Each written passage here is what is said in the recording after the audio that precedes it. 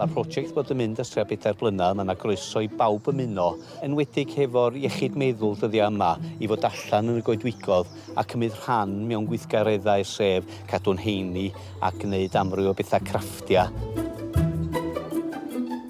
Mae pawb yn dod at ei gilydd bob dydd Gwener. Dim ond o'r Llwyn Onn, mi fyddan ni'n gwneud o amryw o goedwigodd ar Ynys Môn, a fyddan ni'n newid safle bob wsnos. Da ni'n dod i Actif Woods bob wsnos, a dod ar trwps yma mewn ffordd i cyfarfod pob arall.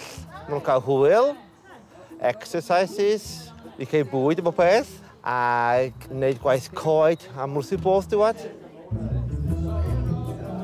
Da ni wedi dod yma i gynrychioli coleg Menau. Cwrs pontio maen nhw'n wneud i hybu sgiliau bywyd, sgiliau llythrennedd, rhifedd, ac sgiliau cymdeithasu ac yna. Da ni wedi bod yn ddefnyddio fo dros y blynyddoedd, a mae jyst yn lle arbennig i ddod.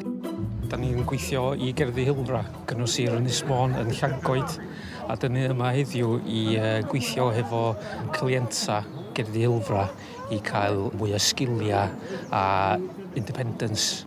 Mae heddiw yn ddiwrnod sbesial i hogia i ddangos be maen nhw'n gallu wneud. Fel da chi'n gweld, maen nhw gyd yn hapus yma. Dwi dod o coleg Menau a dwi wedi bod yn gwneud pethau fatha keep fit. Efo wan da ni'n mynd â ginio wedyn mynd yn dol i coleg. Dwi wedi gwneud hwn heddiw, keyring, coed, a wedyn pencils, a rhywio a gwneud pattern i Cymru i'r gêm.